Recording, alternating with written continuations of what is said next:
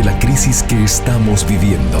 Huracanes, terremotos, incendios, pandemia. Necesitamos un mensaje a nuestro corazón. Ministerio al pequeño rebaño. Reciban un saludo de parte de su amigo el pastor Miguel Tirado. Hoy nos proponemos dialogar acerca del capítulo 24 del libro Palabras de Vida del Gran Maestro, que se titula Ante el Tribunal Supremo. Este capítulo está basado en la parábola de Jesús que se encuentra en Mateo capítulo 22, los versos del 1 al 14. Y me acompaña el pastor Orlando González. Y quiero abrir mi corazón hoy para clamar bendición a nuestro Dios, para ti y para tu hogar. Por eso te invito a que oremos. Eterno y amado Padre, una vez más anhelamos que tu gracia llene nuestra vida y que podamos sentir en lo profundo de nuestro ser el toque de tu Santo Espíritu, guiando nuestro pensamiento, nuestro estudio y nuestra entrega a ti. Ven, Señor Jesús, ven, en el nombre de Jesús. Amén. La parábola del vestido de bodas representa una lección del más alto significado. El casamiento representa la unión de la humanidad con la divinidad. El vestido de bodas representa el carácter que todos deben poseer para ser tenidos por dignos convidados a las bodas. En esta parábola, como en la gran cena, se ilustra la invitación del Evangelio, su rechazamiento por el pueblo judío y el llamamiento de misericordia dirigido a los gentiles. Pero de parte de los que rechazan la invitación, esta parábola presenta un insulto mayor y un castigo más terrible. El llamamiento a la fiesta es una invitación del rey. Procede de aquel que está investido de poder para ordenar. Confiere gran honor. Sin embargo, el honor no es apreciado. La autoridad del rey es menospreciada. Mientras la invitación del padre de familia fue recibida con indiferencia, la del rey es recibida con insultos y homicidio. Trataron a sus siervos con desprecio, enfrentándolos y matándolos. El padre de familia, al ver despreciada su invitación, declaró que ninguno de los convidados probaría su cena. Pero en cuanto a los que habían despreciado al rey, se decreta algo más que la exclusión de su presencia y de su mesa, pues enviando sus ejércitos destruyó a aquellos homicidas y puso fuego a su ciudad. En ambas parábolas, la fiesta queda provista de convidados, pero la segunda demuestra que todos los que asisten a la fiesta han de hacer cierta preparación. Los que descuidan esta preparación son echados fuera. Y entró el rey para ver a los convidados, y vio allí un hombre no vestido de bodas, y le dijo: amigo, ¿cómo entraste aquí? No he tenido vestido de boda. Mas él cerró la boca. Entonces el rey dijo a los que servían: atado de pie y de manos tomadle, y echadle en las tinieblas de afuera. Allí será el lloro y el crujir de dientes. La invitación a la fiesta había sido dada por los discípulos de Cristo. Nuestro Señor había mandado a los 12 y después a los 70 para que proclamaran que el reino de Dios estaba cerca e invitasen a los hombres a arrepentirse y a creer el Evangelio. Pero la invitación no fue escuchada. Los que habían sido invitados a la fiesta no vinieron. Los siervos fueron enviados más tarde para decirles: he aquí mi comida he aparejado, mis toros y animales engordados son muertos, y todo está preparado. Venid a las bodas. Tal fue el mensaje dado a la nación judía después de la crucifixión de Cristo, pero la nación que aseveraba ser el pueblo peculiar de Dios rechazó el evangelio que se le traía con el poder del Espíritu Santo. Muchos hicieron esto de la manera más despectiva. Otros se exasperaron tanto por el ofrecimiento de la salvación y por la oferta del perdón, por haber rechazado al Señor de gloria, que se volvieron contra los portadores del mensaje. Hubo una grande persecución. Muchos hombres y mujeres fueron echados en la cárcel y fueron muertos algunos de los mensajeros del Señor, como Esteban y Santiago. Así selló el pueblo judío su rechazamiento de la misericordia de Dios. El resultado fue predicho por Cristo en la parábola. El rey, enviado sus ejércitos, destruyó a aquellos homicidas y puso fuego a ciudad.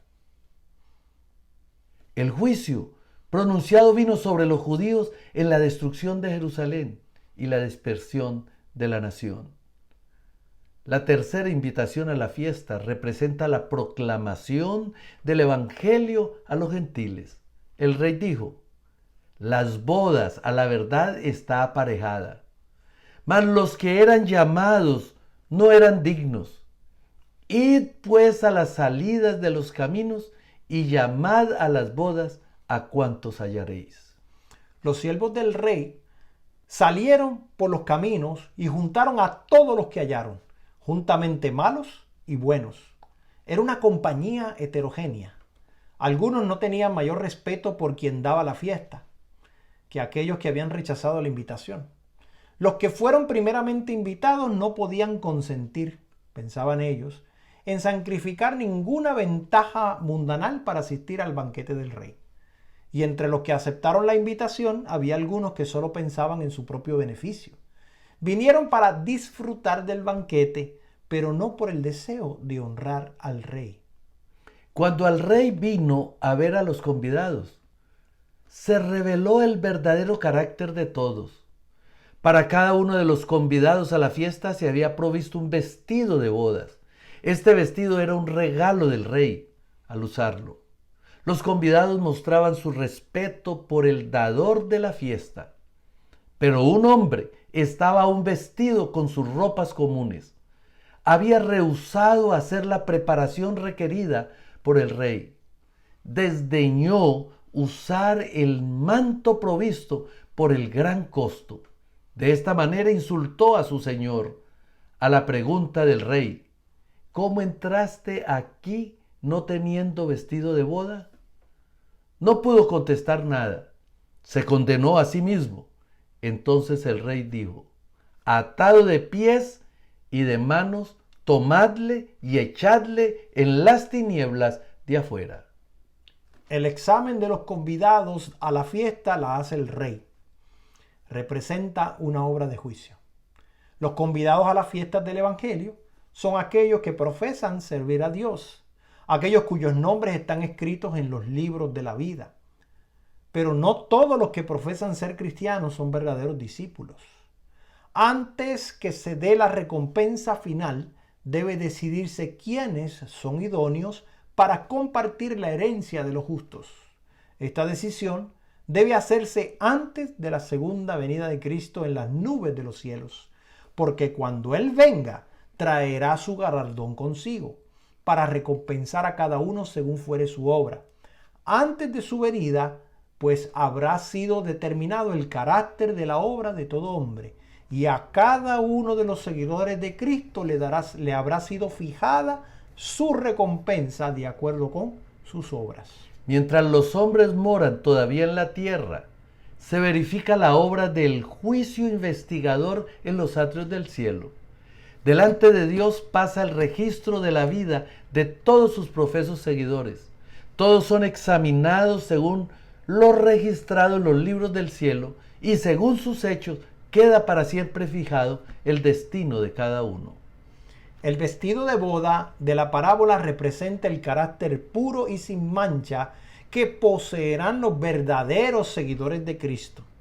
A la iglesia le fue dado que se vista de lino fino, limpio y brillante, que no tuviese mancha, ni arruga, ni cosa semejante. El lino fino, dice la Escritura, son las justificaciones de los santos. Es la justicia de Cristo, su propio carácter sin mancha, que por la fe se imparte a todos los que lo reciben como su Salvador personal. La ropa blanca de la inocencia era llevada por nuestros primeros padres cuando fueron colocados por Dios en el Santo Edén. Ellos vivían en perfecta conformidad con la voluntad de Dios. Toda la fuerza de sus efectos era dada a su Padre Celestial. Una hermosa y suave luz, la luz de Dios, envolvía a la santa pareja. Este manto de luz era un símbolo de sus vestiduras espirituales de celestial inocencia. Si hubieran permanecido fieles a Dios, habrían continuado envolviéndolos. Pero cuando entró el pecado, rompieron su relación con Dios y la luz que los había circuido se apartó. Desnudos y avergonzados, procuraron suplir la falta de los mantos celestiales cosiendo hojas de higuera para cubrirse. Esto es lo que los transgresores de la ley de Dios han hecho desde el día en que Adán y Eva desobedecieron. Han cosido hojas de higuera para cubrir su desnudez causada por la transgresión. Han usado los mantos de su propia invención. Mediante sus propias obras han tratado de cubrir sus pecados y hacerse aceptables a Dios. Pero esto no pueden lograrlo jamás. El hombre no puede idear nada que pueda ocupar el lugar de su perdido manto de inocencia. Ningún manto hecho de hojas de higuera, ningún vestido común a la usanza mundana podrán emplear aquellos que se sienten con Cristo y los ángeles en la cena de las bodas del Cordero.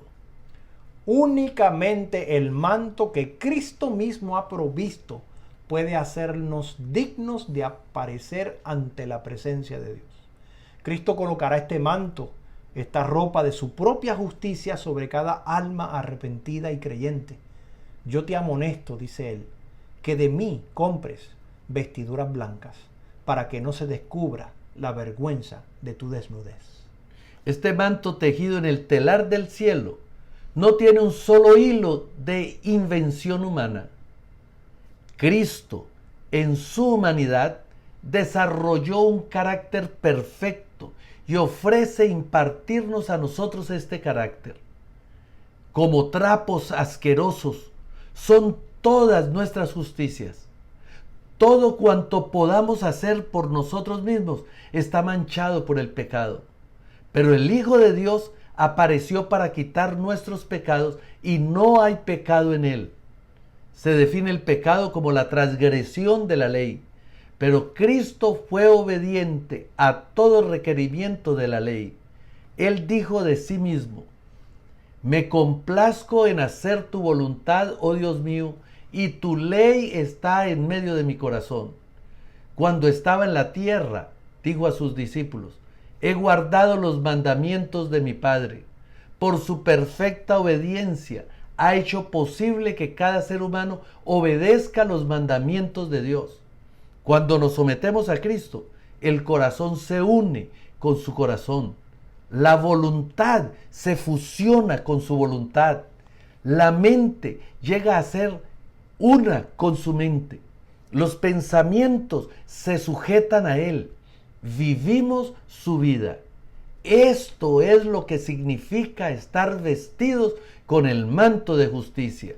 Entonces, cuando el Señor nos contempla, Él ve no el vestido de las hojas de higuera, no la desnudez, no la deformidad del pecado, sino su propia ropa de justicia, que es la perfecta obediencia a la ley de Jehová. Los convidados a la fiesta de bodas fueron inspeccionados por el rey y se aceptó solamente a aquellos que habían obedecido sus requerimientos y se habían puesto el vestido de bodas. Así ocurre con los convidados a la fiesta del Evangelio. Todos deben ser sometidos al escrutinio del gran rey y son recibidos solamente aquellos que se han puesto el manto de la justicia de Cristo. La justicia es la práctica del bien y es por sus hechos por los que todos han de ser juzgados. Nuestros caracteres se revelan por lo que hacemos. Las obras muestran si la fe es genuina o no. No es suficiente que creamos que Jesús no es un impostor y que la religión de la Biblia no consiste en fábulas arteramente compuestas. Podemos creer que el nombre de Jesús es el único nombre debajo del cielo por el cual el hombre puede ser salvo. Sin embargo, no hacer nada por él, por la fe, nuestro Salvador personal. No es suficiente creer la teoría de la verdad. No es suficiente profeer fe en Cristo y tener nuestros nombres registrados en el libro de la iglesia. El que guarda sus mandamientos está en él y él en él. Y en esto sabemos nosotros que le hemos conocido si guardamos sus mandamientos. Esta es la verdadera evidencia de la conversión. No importa cuál sea nuestra profesión de fe, no nos vale de nada a menos que Cristo se revele en obras de justicia. La verdad ha de implantarse en el corazón, ha de dominar la mente y los efectos. Todo el carácter debe ser amoldado por las declaraciones divinas. Cada jota y tilde de la palabra de Dios ha de ser puesto en práctica en la vida diaria. El que llegue a ser participante de la naturaleza divina estará en armonía con la gran norma de justicia de Dios, su santa ley. Esta es la regla por la cual Dios mide las acciones de los hombres. Esta será la prueba del carácter en el juicio. Hay muchos que aseveran que por la muerte de Cristo fue abrogada la ley. Pero en esto contradicen las propias palabras de Cristo. No penséis que he venido a abrogar la ley y los profetas. Hasta que perezca el cielo y la tierra, ni una jota ni una tilde perecerá de la ley. Cristo depuso su vida para expiar la transgresión que el hombre hiciera de la ley. Si la ley pudiera haber sido cambiada o puesta a un lado, entonces Cristo no habría necesitado de ser muerto. Por su vida sobre la tierra, Él honró la ley de Dios.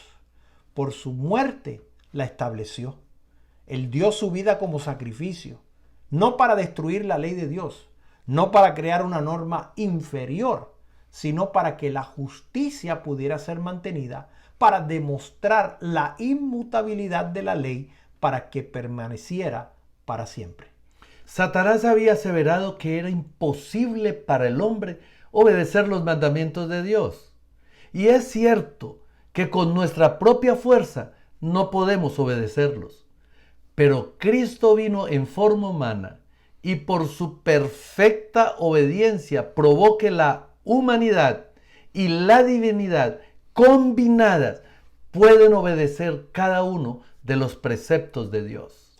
A todos los que le recibieron, dióles potestad de ser hechos hijos de Dios a los que creen en su nombre. Ese poder no se halla en el agente humano, es el poder de Dios.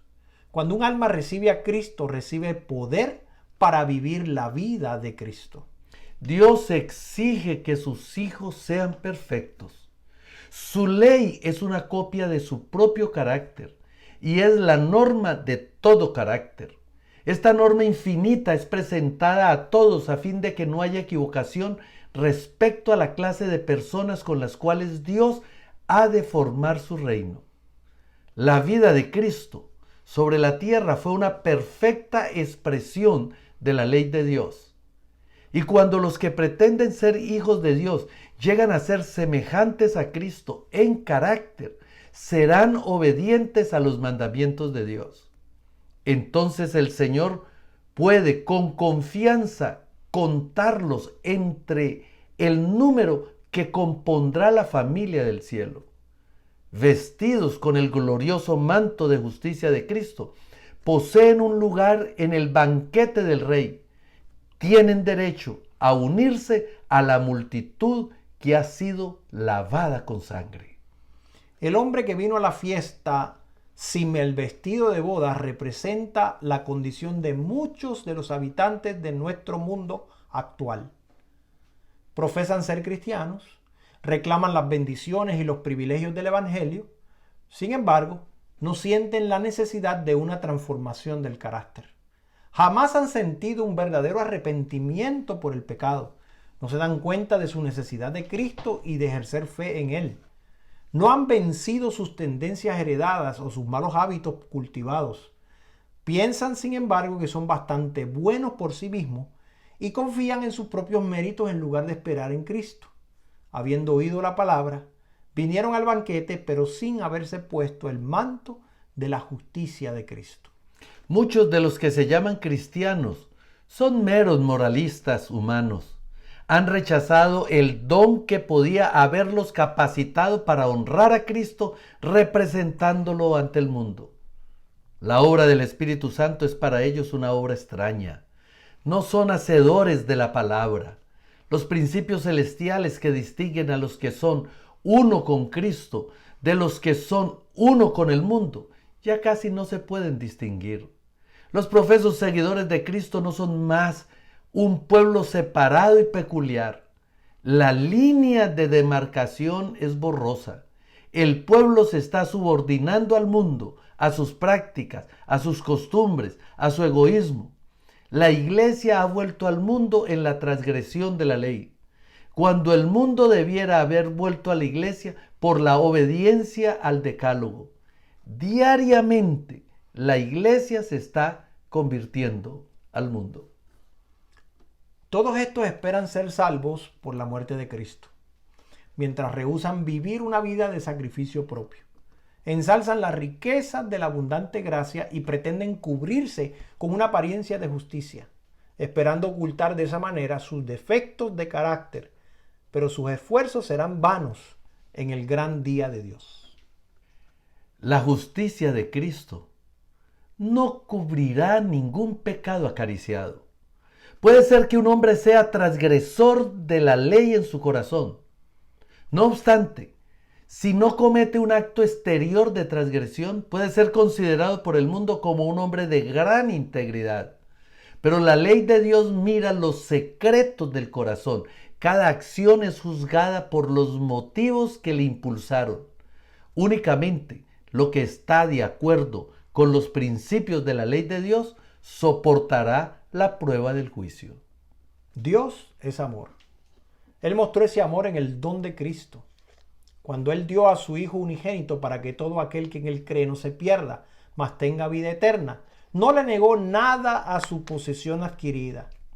Dio todo el cielo, del cual podemos obtener fuerza y eficiencia, para que no seamos rechazados o vencidos por nuestro gran adversario.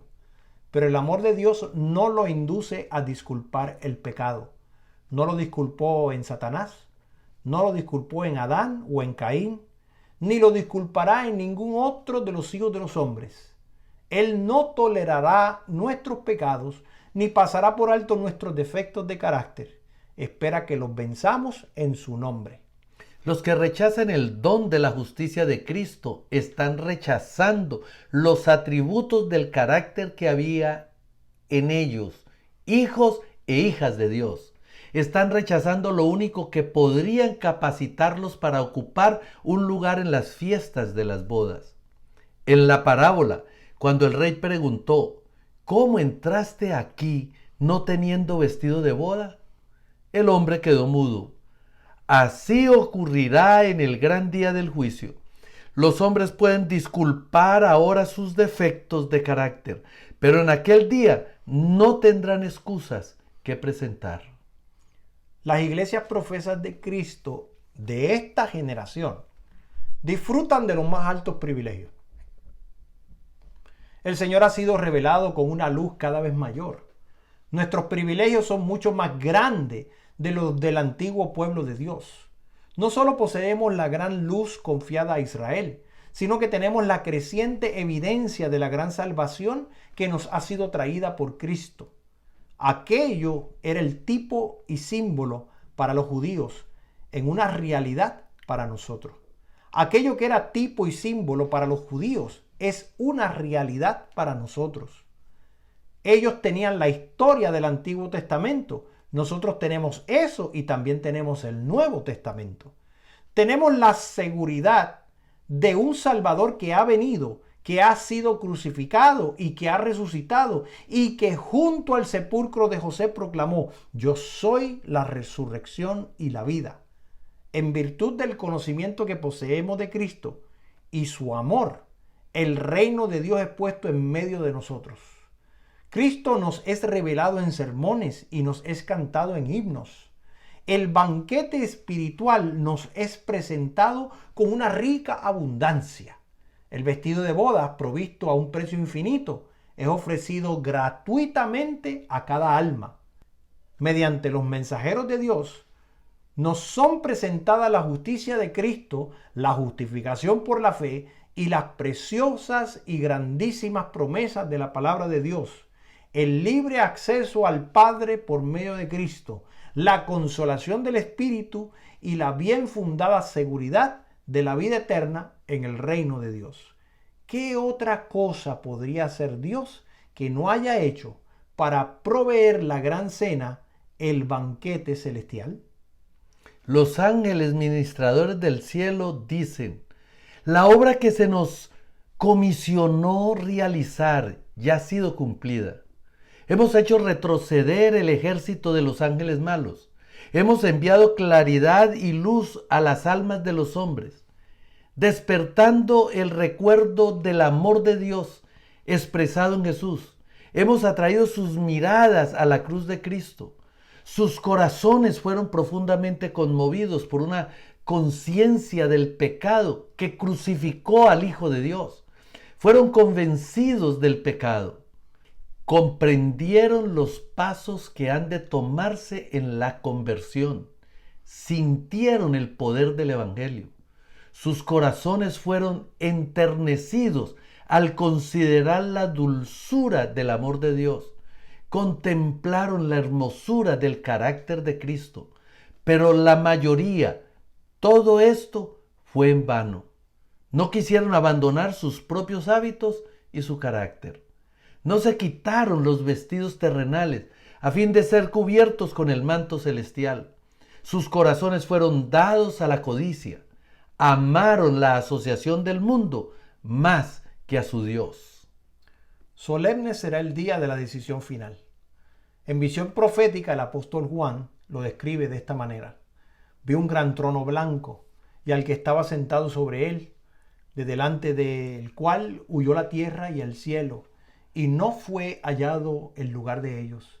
Y vi los muertos, grandes y pequeños, que estaban delante de Dios, y los libros fueron abiertos. Y otro libro fue abierto, el cual es de la vida, y fueron juzgados los muertos por las cosas que estaban escritas en los libros según sus obras. Triste será la visión retrospectiva en aquel día cuando los hombres se hallen cara a cara con la eternidad. La vida entera se presentará tal cual ha sido. Los placeres mundanos, las riquezas y los honores no parecerán entonces tan importantes. Los hombres verán que únicamente la justicia que despreciaron es de valor. Verán que han moldeado su carácter bajo las seducciones engañosas de Satanás. Las ropas que han escogido son la insignia de su alianza con el primer gran apóstata. Entonces verán los resultados de su elección. Conocerán lo que significa violar los mandamientos de Dios. No habrá un tiempo de gracia futuro en el cual prepararse para la eternidad. En esta vida hemos de vestirnos con el manto de justicia de Cristo. Esta es nuestra única oportunidad de formar caracteres para el hogar que Cristo ha preparado para aquellos que obedecen sus mandamientos. Los días de gracia que tenemos están terminando rápidamente. El fin está cerca. A nosotros se nos hace la advertencia: mirad por vosotros, que vuestros corazones no sean cargados de glotonería y embriaguez, y los cuidados de esta vida, y vengan de repente sobre vosotros aquel día, estad alerta, no sea que no os halle preparados. Estad apercibidos, no sea que el banquete del rey os sorprenda sin vestido de bodas. Porque el Hijo del Hombre ha de venir a la hora que no pensáis. Bienaventurado el que vela y guarda sus vestiduras, para que no ande desnudo y vean su vergüenza. Amigo que me escuchas, Dios nos está haciendo un llamado al Evangelio. Nos está haciendo un llamado para aceptarlo a Él como su único Salvador. Y al aceptarlo, nuestra vida sea transformada, copiando su carácter. No simplemente aceptarlo de labios, sino aceptarlo de corazón. Y nos está señalando que el único tiempo que tenemos para aceptar a Jesús y vestirnos con su manto de justicia es ahora. Porque cuando llegue el día en que Él venga será demasiado tarde. Por lo tanto te invito a aceptar a Jesús como tu Salvador. Y que esa aceptación transforme nuestro ser y nos convirtamos en reflejo de su carácter. Te invito a orar. Amoroso Padre, gracias Señor por las advertencias que presentas en las Escrituras para poder estar preparados para esa gran cena, esa gran celebración de bodas. Permítenos Señor poner nuestro orgullo a un lado para ser cubiertos con tu manto de justicia y estar en aquellas bodas con el vestido adecuado para honrarte y para bendecirte. En el nombre de Jesús. Amén. Amén. Te invitamos a compartir este mensaje con tus amigos, a suscribirte a nuestro canal. Esto ha sido un mensaje al pequeño rebaño. Bendiciones.